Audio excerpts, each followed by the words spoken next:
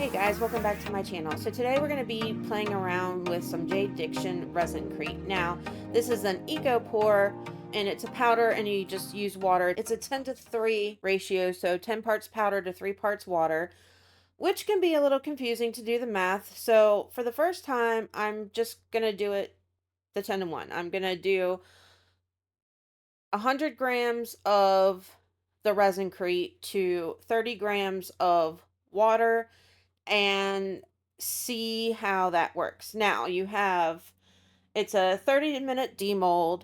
You have to mix it for 60 to 90 seconds, add your coloring, whatever, and then you supposedly have 8 minutes of working time with it. So we're going to see. So right now I am just measuring out this powder, and then in a separate cup, I'm going to measure out my water. Now, I've never ever messed with eco pours before, so I have no idea really what I'm doing other than what I've watched on other YouTube channels. So yeah, I know you got to work fast. Now, my first mistake is the cup that I'm mixing it in. And it's not that it didn't work, because it did. But what I have learned between this video and the next one that you guys will be seeing on Thursday is that you want a bowl or a cup or whatever you're mixing it into needs to be something that has a flat bottom. Like, you don't want any of the divots, like in that plastic cup that I used, it had those little divots in it because the powder kind of gets stuck there and it doesn't mix up, and then it's an issue and you're already like on a time crunch and you're rushing to try and get everything done because you don't have as long as you have with epoxy resin to add your colorings and do all of your stuff. So it's a lot at first. Like, I'm sure as you do it, it gets easier, but you don't want anything that's going to hinder that time. Now, I am doing this, it's sped up times 2, so it's a little bit faster than what I'm actually doing it, but I don't mix it very long. I don't feel like I do anyway, and I'm scraping off because the spoon, that wasn't a good thing to use to mix it up either. And then I switched to a popsicle stick to mix it so that I can kind of scrape around those corners where all the powder is getting stuck.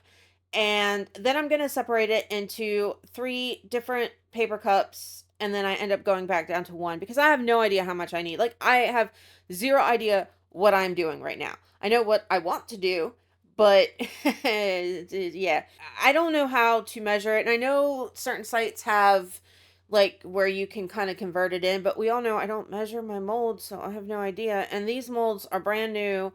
Like, I just made these molds, so I've never even used them before, for one, so I have no idea. Now, it's not gonna take much, which is why I just did the little bit that I did, because they're super, super thin, which is how I wanted them.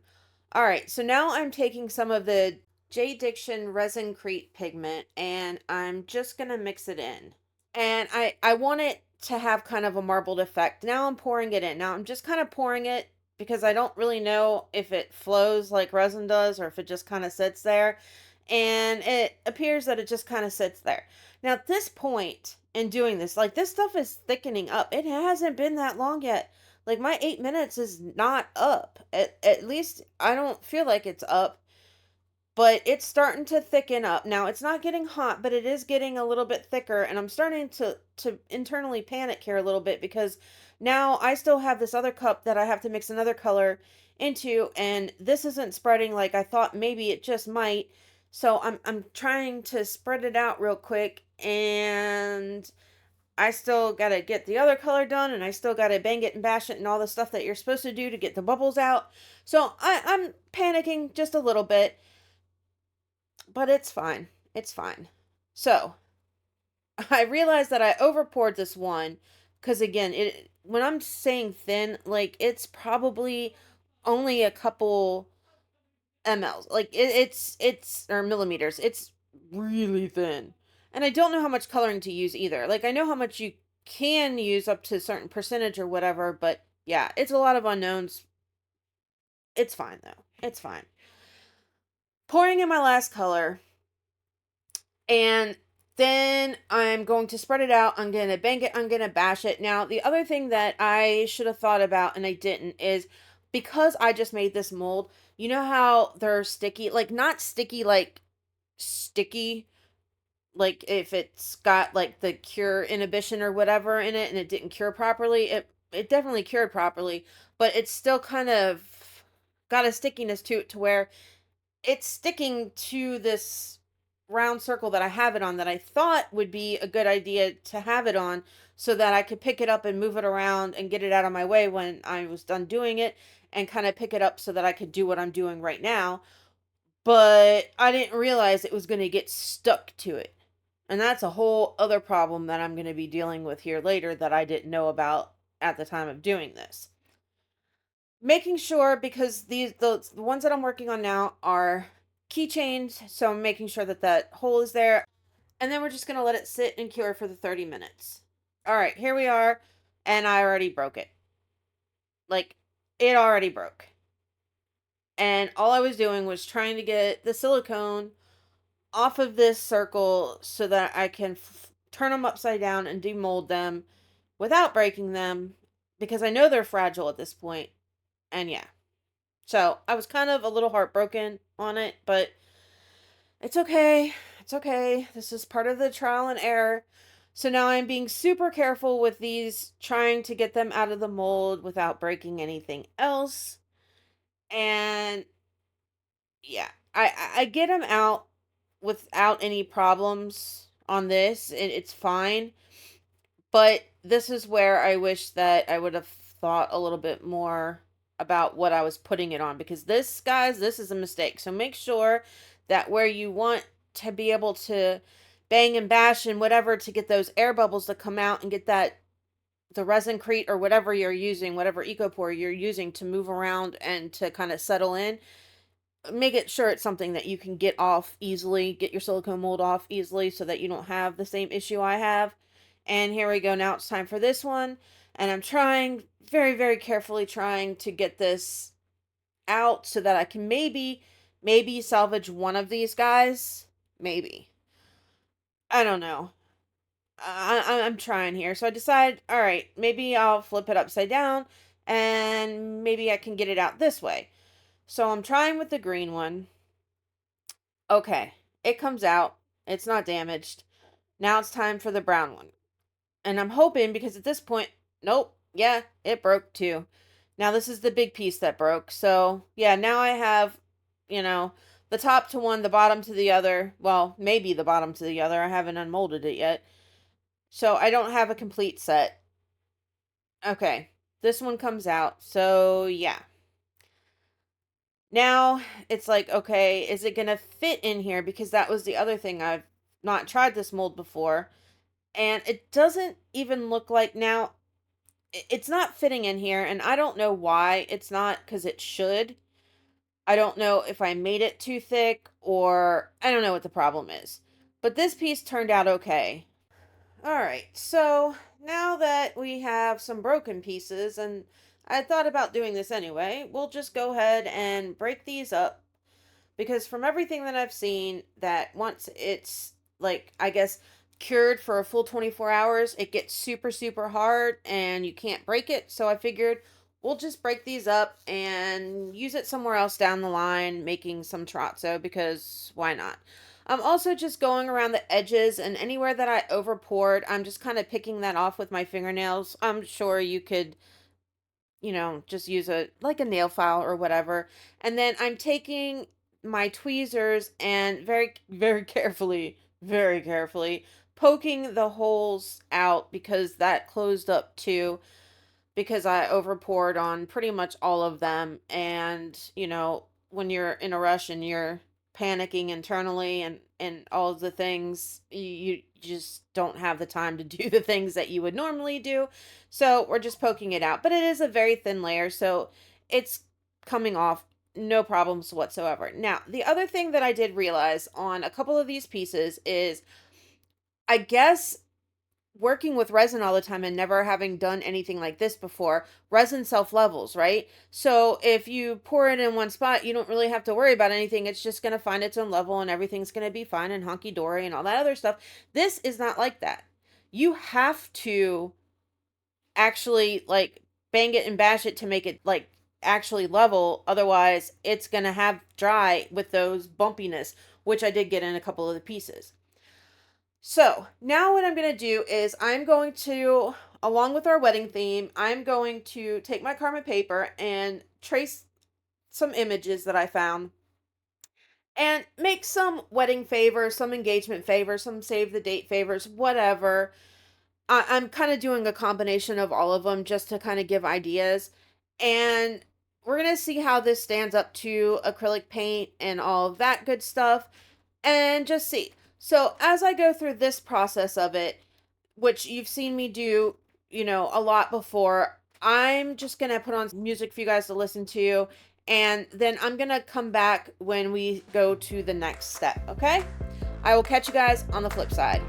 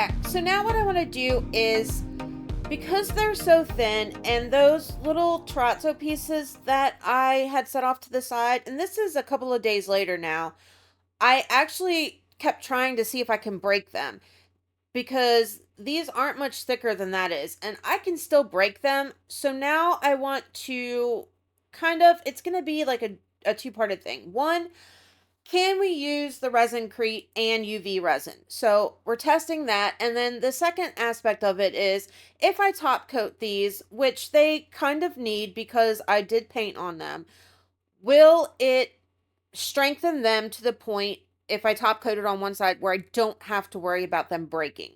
Because obviously, if you're going to give these out or you sell them or whatever, and they're going to be used as favors and all that other stuff, I don't want it to crack on the person. Like, that's not what I want to happen.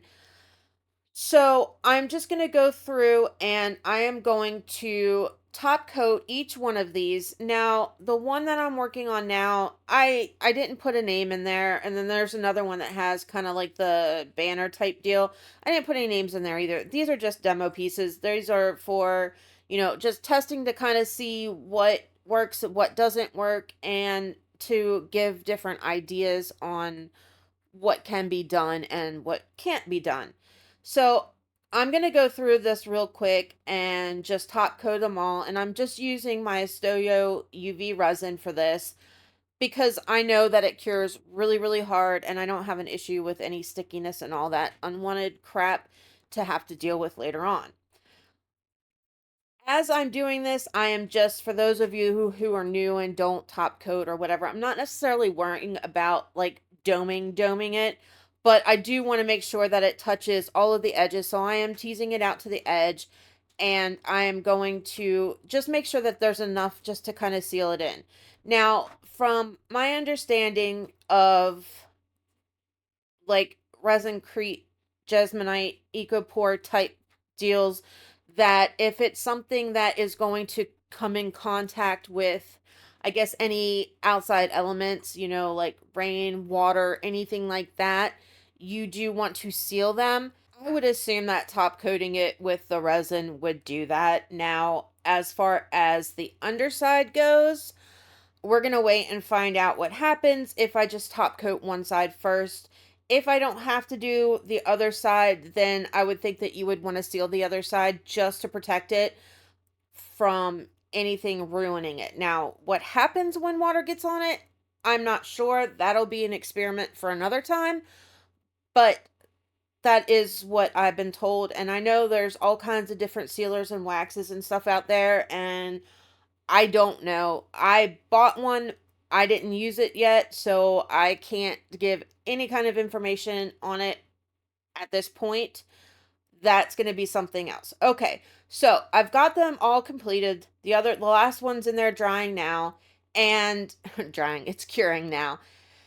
Now is the time to see, is this going to strengthen it enough on one side to not make it crack? Because that is what I'm worried about. But as I wait for this to kind of finish curing, I'm just going to go ahead in here and top coat this resin one that I did, just to seal in that paint and make it so that I don't have to worry about the paint, getting scratched off or whatever. Okay, now it's time for the test. Now, all of these, they feel pretty strong, but I'm going to grab this one right here because this is the one that I like the least, and I'm going to see how strong this really is. So, if I put pressure on it this way, I don't have an issue. As soon as I did that, just that little bit, and I apologize for the glare. I didn't realize that it was there when I was recording this. It cracked. It cracked pretty much the length of the whole thing. So, I'm not going to do this with any of the other ones, but that tells me that either one of a few things. So, either I cast this too thin and this stuff just doesn't get that hard. Like, I've done something else with it and it's super, super hard, right? But maybe this is too thin and it just doesn't get hard thin. Or I did something wrong. My ratios were the 10-3 like they were supposed to be, so it's not in that. I don't feel like I used too much coloring at all. I only used a handful of drops. So what I'm going to do to save this is I'm going to go ahead and I'm going to UV resin on the other side, because at least this way I don't have to worry about it breaking, because that UV resin is going to hold it in.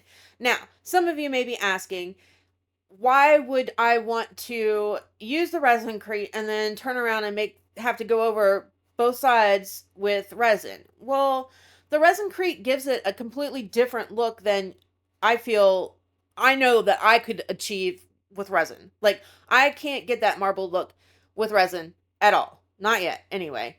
Eventually, hopefully, maybe I will. But as at this point in time in my life, can't do it. But I was able to do it just on the first time with this. Now, it's not the greatest of marbling, and I'm, not saying that it is, but I do have that marbled effect in there, and I like that a lot.